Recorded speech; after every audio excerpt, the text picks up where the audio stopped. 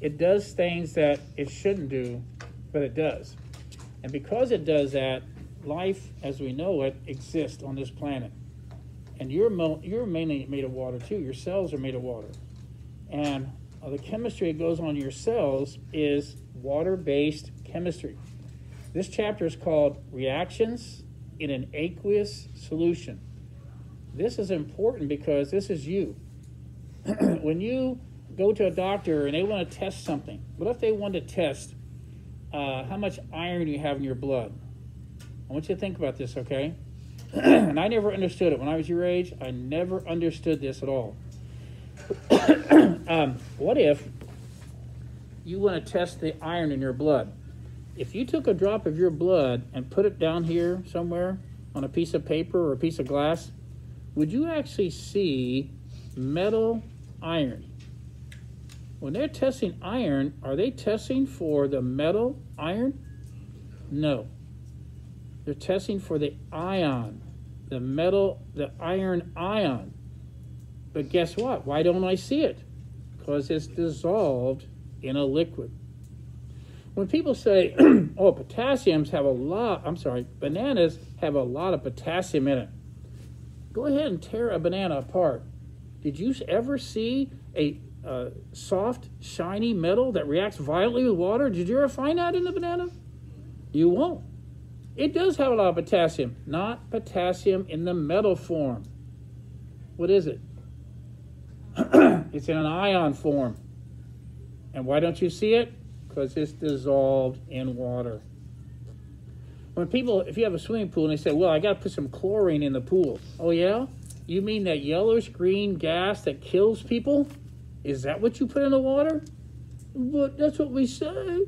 We say we had to put chlorine in there, not in the form of the element chlorine. Guess what it is? It's ions. It's chloride ions. And why don't you see them? Because they're what? They're dissolved in water. I never understood that when they would say that kind of stuff when I was your age.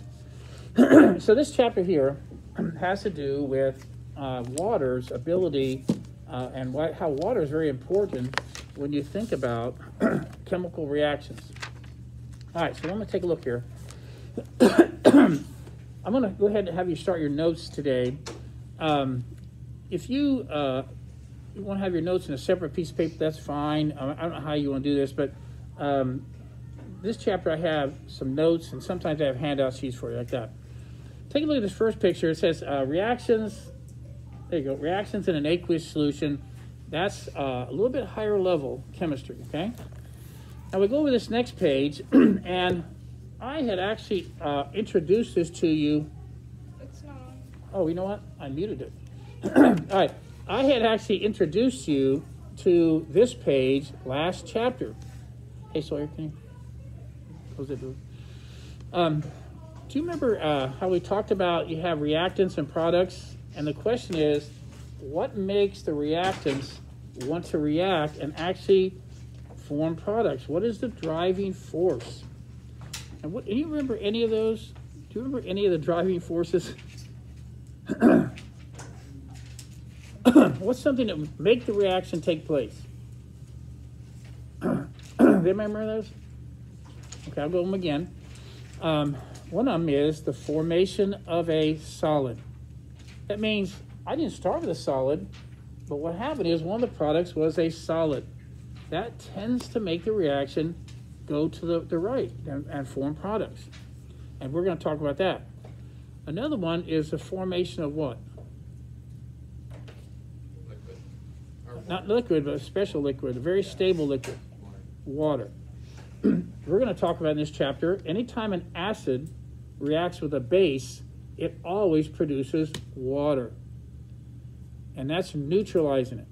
You want to see people have, if people have too much acid in their stomach, what do they eat sometimes? Antacid. Tums or what? Antacid. Mylanta. You ever look in the ingredients on there? Contains calcium hydroxide, magnesium hydroxide. What are those? What are metal hydroxides? Those are bases, aren't they? And so what do you do with an acid? You put a base on it, and it forms water and neutralizes it, doesn't it? All right. If I had an acid spill at work, let's say you did a job and there's acid spilled all over the place, you'd want to pour base on it, maybe baking soda. Or they might have a special chemical you pour in there and it neutralizes the acid, like that.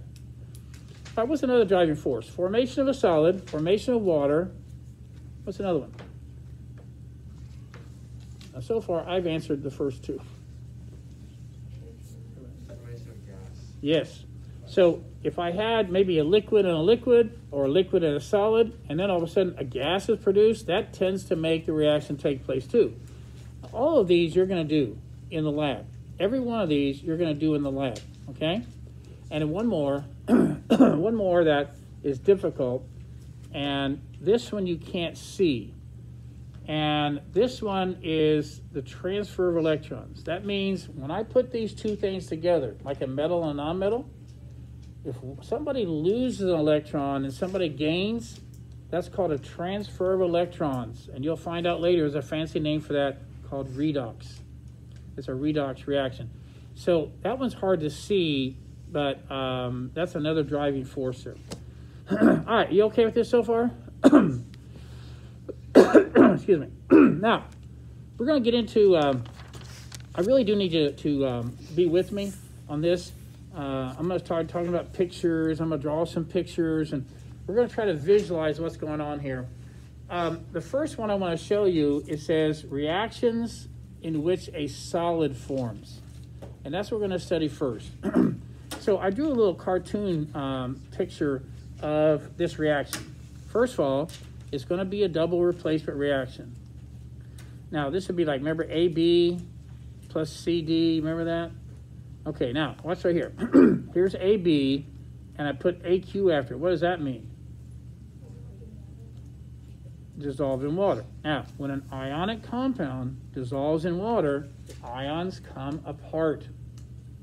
Yes, no? Hi. So guess what? I won't see that chemical. All the ions will be, when you put NaCl, table salt, in water and you stir it up, do you ever see the table salt? It's like it's gone, isn't it? The Na and Cl ions have spread out and they're surrounded by water. You won't see it because it's aqueous. I have another ionic compound, aqueous. You won't see that chemical either. It'll look like water. This will look like water. But then, look over here. One of the products that's formed is going to be aqueous. Will you see that? Will you see it? No. An ionic compound that's dissolved in water, the ions separate and they get surrounded by water, you won't see it. But one of the products, guess what? It forms a solid. See that? The formation of a solid. And they have a fancy word, just like you always learn vocabulary, don't you? I'll have vocabulary on the next test. Some of you like vocabulary. What do you call an insoluble product? Here's the products. Soluble. Soluble means dissolved in water. Insoluble. Nope. I won't dissolve in water. What do you call an insoluble product? It's a solid, but what's the special name for an insoluble product? Precipitate. Everybody see that? So one type of double replacement reaction is called a precipitation reaction. Why? Because the driving force was the formation of a solid, wasn't it? The precipitate. I'm looking at your faces here, so. All right, so I'm going to take you on a little journey here, a little visual journey of what's going on. I'm going to skip this page for right now. We'll come back to it later. Now, what I'm going to do is I'm going to go to this page here, and I want you to think about this. Okay? Now, this is what I think this chapter makes it higher level. You have to think about things.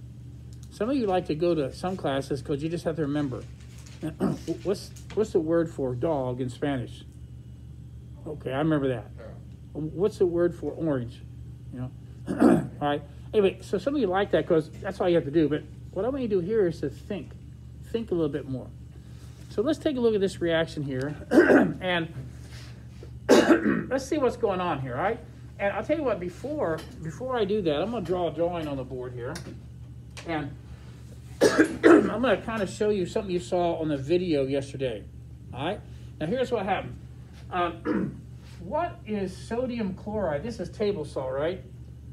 All right, what is sodium chloride made of before you put it into water? And I'll give you a clue. It's made of a metal and a non-metal, and they're held together. What kind of bonds? Ionic. Why are they ionic bonds? Because this guy lost negative electron and became a positive ion. He gained electrons, right? Yes. So what is sodium chloride made of before you put it in water? Ions. They're made of ions before you put them in the water, aren't they? Yes. And they're held together because opposites attract. Now, what happens when I put, and by the way, what's another name for any ionic compound? So, Salt. Everything we did in that chapter, you remember the chapter you had to name compounds? Do you know that everything you had to name was an ionic compound except for one type? What type of compounds were not ionic? this is type 5. Say it again. Type 5. What? Type 5. Okay, I don't remember the number. What is type? Okay, yeah, type 5 is what? Non-metal? Non-metal, isn't it? What holds non-metals and non-metals together? What kind of bonds? Covalent. Because they share electrons, right? There's no sharing going on here. They're not sharing each other's electrons.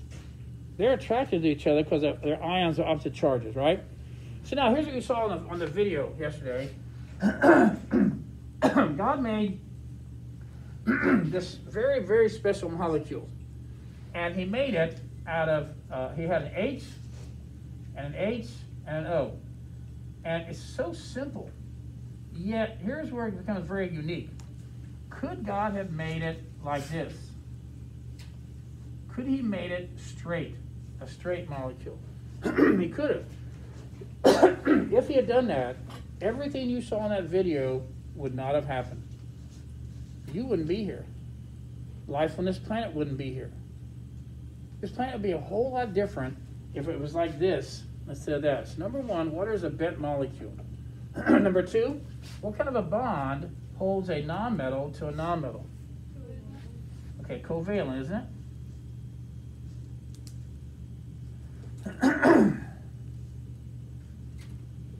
So here's one and here's one, right? Two covalent bonds. Is that right?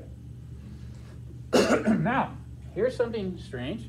I like Snickers, and I haven't had one for quite a while. Last Halloween, I think I had one, or maybe two, or maybe three.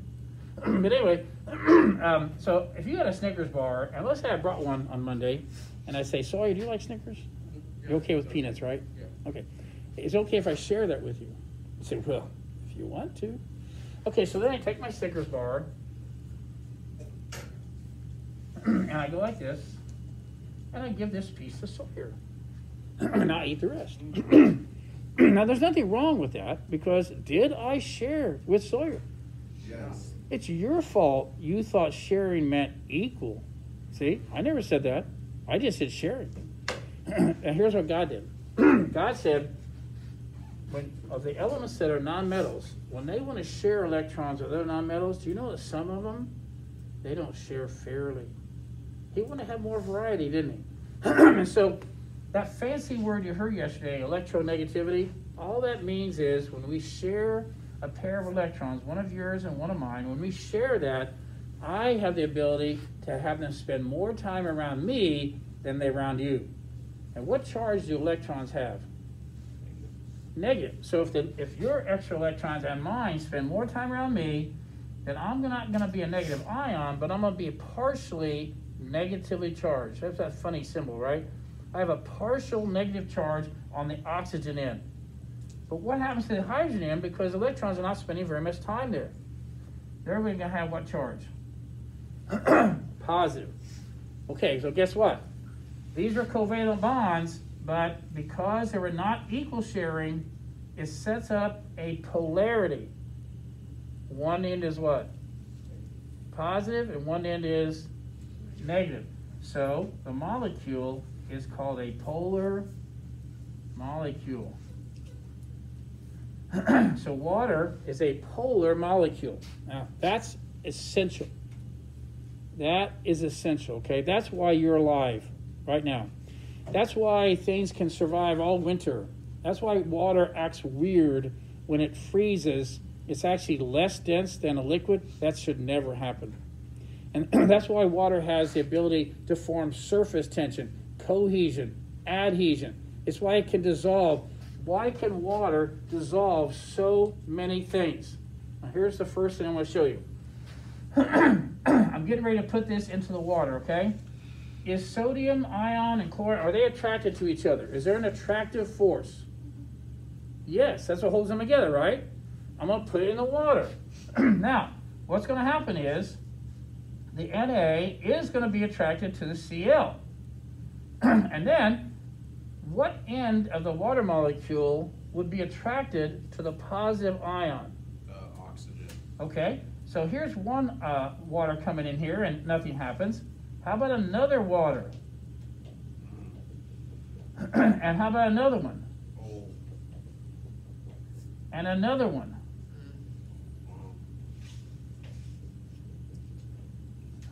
Now, guess what? What happens is, I happen to know that this is soluble in water.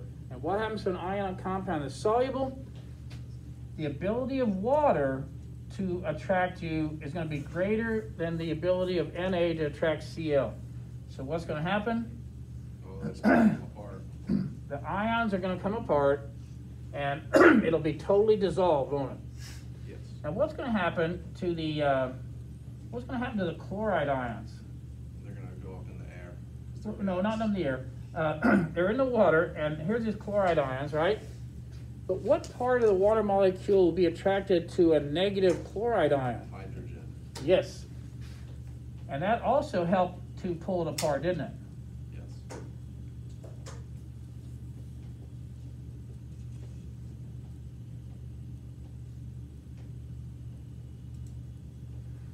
Does this make sense to you? So, what is in a glass of salt water? There's water. And what else? Sodium ions. And what else? Now, would salt water be an electrolyte? Remember, electrolyte is a solution that conducts electricity because it has ions that carry the charge. Would salt water be an electrolyte? Absolutely. Now, are you with me so far? I'm asking your brain to form this little story here. There actually is no NaCl in salt water. There's no Na and Cl together. If it was, it'd be at the bottom. Okay, but they don't. They all break up. So now we're going to go to the next level, and this is where you have to really stay with me. Okay. I had somebody in the other class do it. I'm going to do it for you guys too. I want somebody to take a chance. I don't care if you made a mistake. I want you to read this to me in English. So who wants to read this equation to me in English? Oh, you want to try it? Matthew. I will try it. It's, potassium Chromate. yeah. But wait a minute. There's an AQ after that. So it's called a solution of potassium chromate reacts with a solution of barium. I can't see if that's 3 or 4. Oh, there is no NO4. Oh yes, obviously.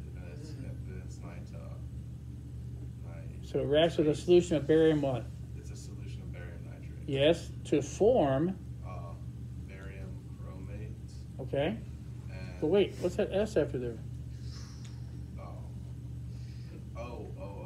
Wait, that's not a solution. Is that a solid? Yes. Of barium chromate, and then a solution of potassium nitrate. But wait a minute. What? The S after the barium chromate, S means it's going to be a solid. And that means it will not dissolve in water. And what's going to happen to it? It's going to sink. And what's that special word for an insoluble product that sinks to the bottom? It's a precipitate. You know, the only time you ever heard that word before is with rain, snow, sleet, hail. Isn't that right? Yes. And you know why I call it? Because when water is in the air, it's like water vapor or cloud droplets, something like that. But when it gets heavy enough to fall to the bottom, and it falls as either rain or sleet or hail. Now that, what do we call that? What's the weather person say? What's all forms of water that fall down? Precipitation. Precipitation. So guess what? This also will fall to the bottom, and I don't know why it's kicking out on me.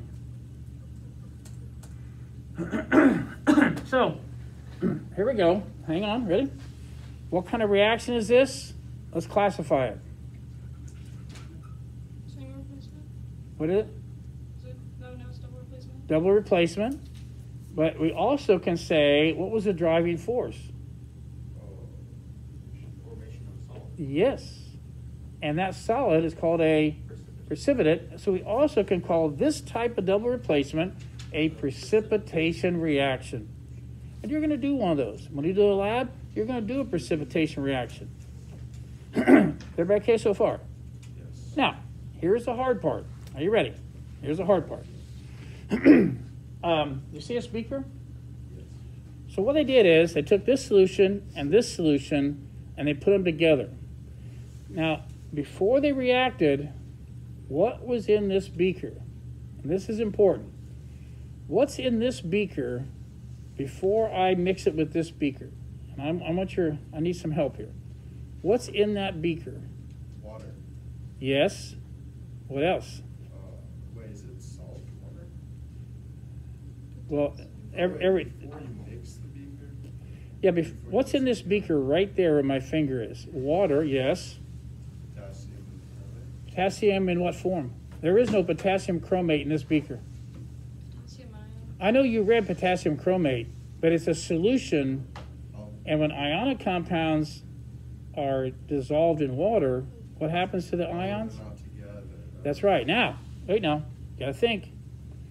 Tell me what's in that beaker. Potassium ions. All right, and Water. water and chromate ions. What is the ratio of numbers? How many potassium ions are there compared to how many chromate? Wait, I can't see the number after.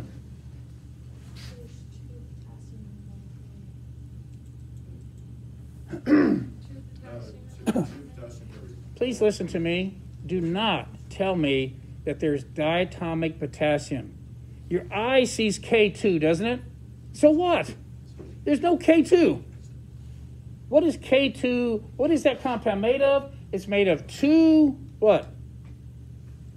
Two potassium ions and one chromate. And look at the picture. Look how they drew it. What did they draw? They drew, for every two potassium ions, there's what?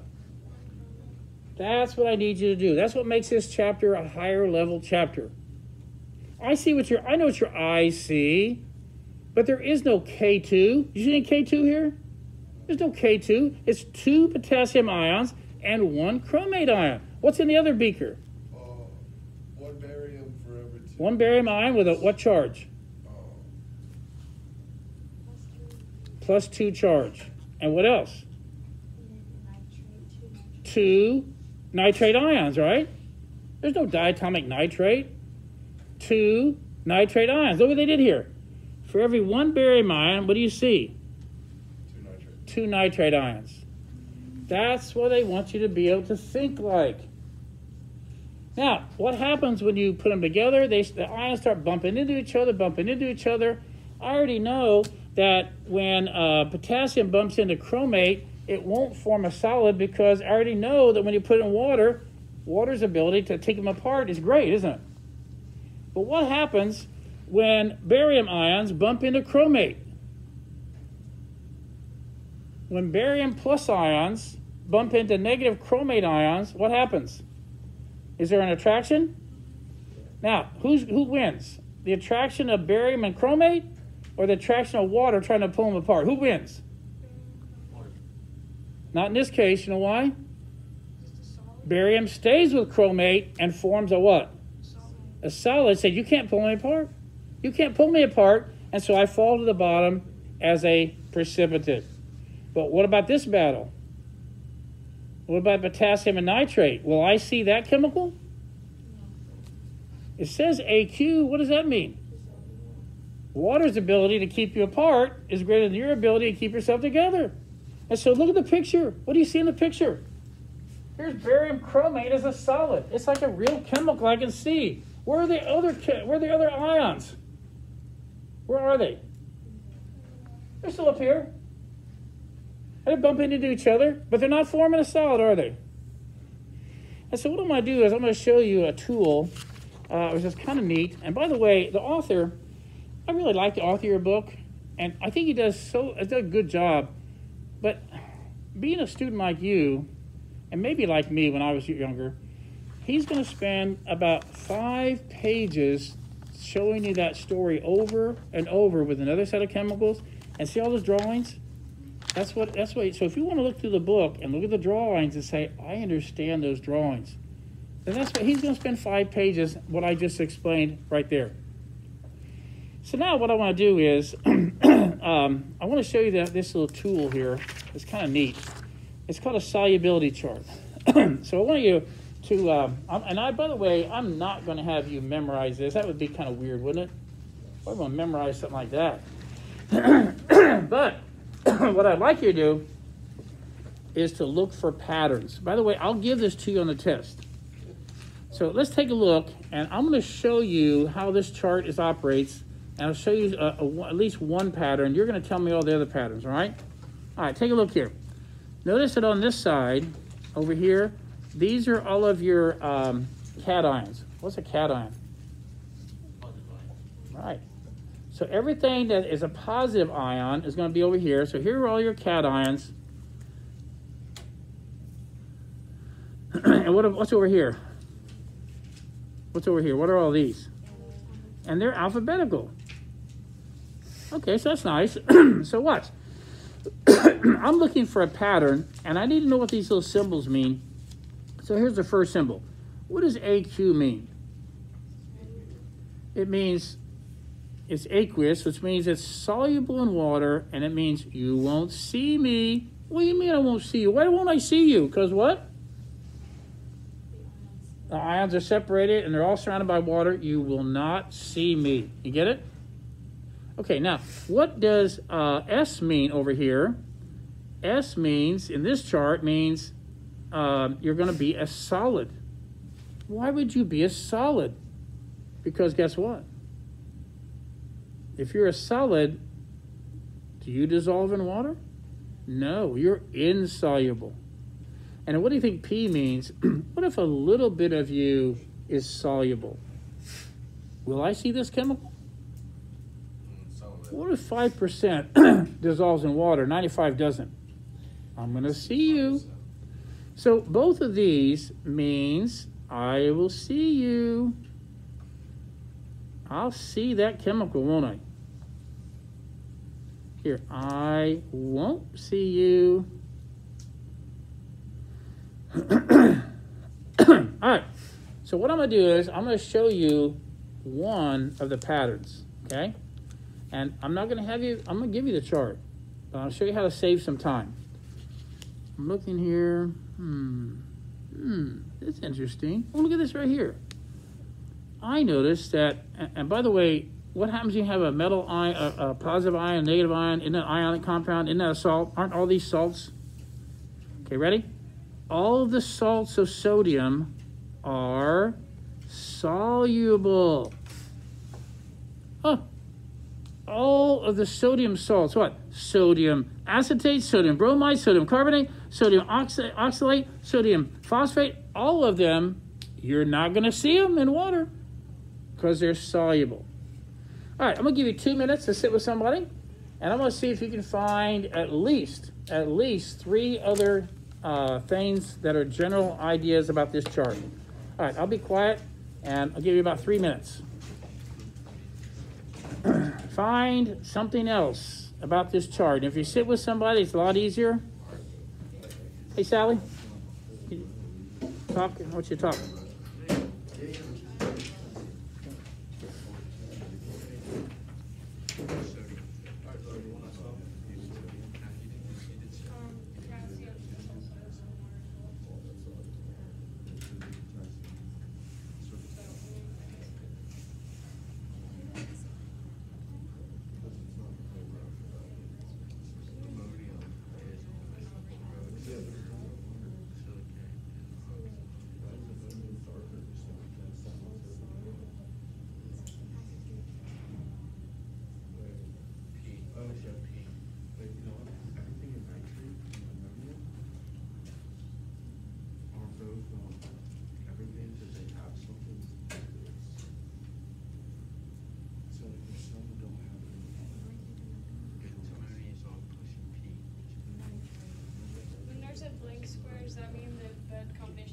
What a great question. This chart is a lot of times not in chemistry books because, well, it doesn't cover everything, number one. But the blank spaces mean that either that compound never forms, or if it does form, it breaks down quickly into something else. Okay. So we won't be looking at that. We'll act like it makes no difference then. So the blank boxes, you don't even worry about those. I mean, you're right. Look at antimony. Looks like antimony doesn't like to form a lot of compounds, or they break down very quickly, don't they? Yeah. All right, one more minute. Anything should be fine. One more minute. At least 3 more. It might be more than 3.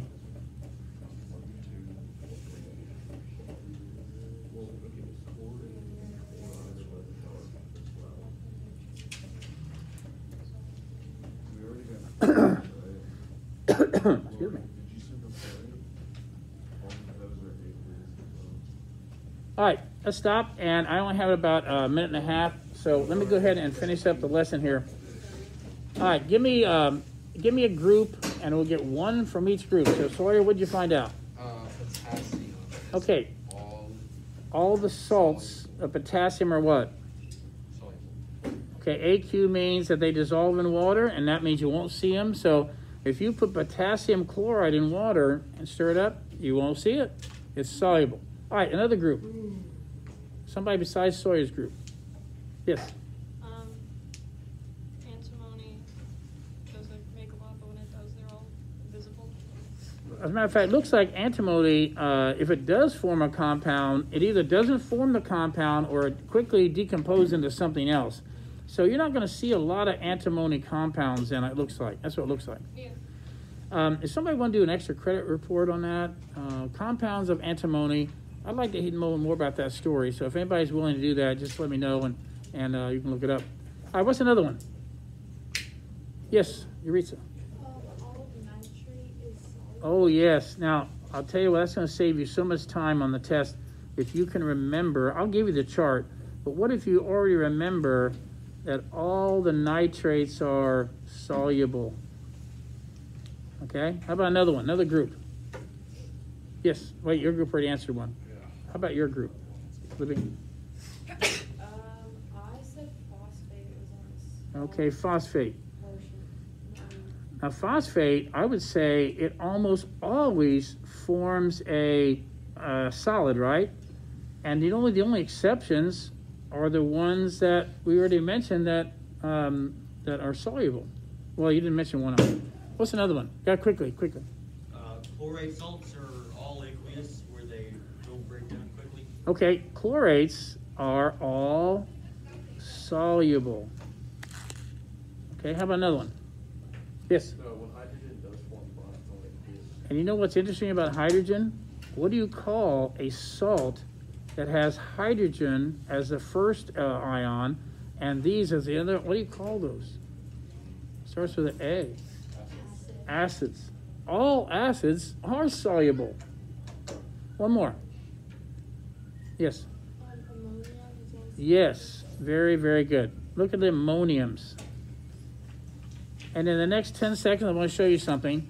If you go to college and you do this, they will not give you this chart.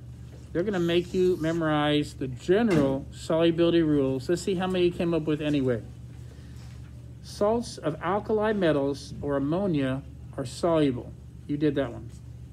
Nitrates and chlorates are soluble. You found that one. Sulfates are soluble, except, but guess what? There are a lot of exceptions, aren't there? There's a lot of exceptions, isn't it? Chlorides are soluble, except for there's silver, lead, and mercury again. And what about carbonates, phosphates, chromates, sulfides, and hydroxides? Most of them are what? You know what the exceptions are? The ones you told me. Hey, good job today. Good job today. And even though it's a high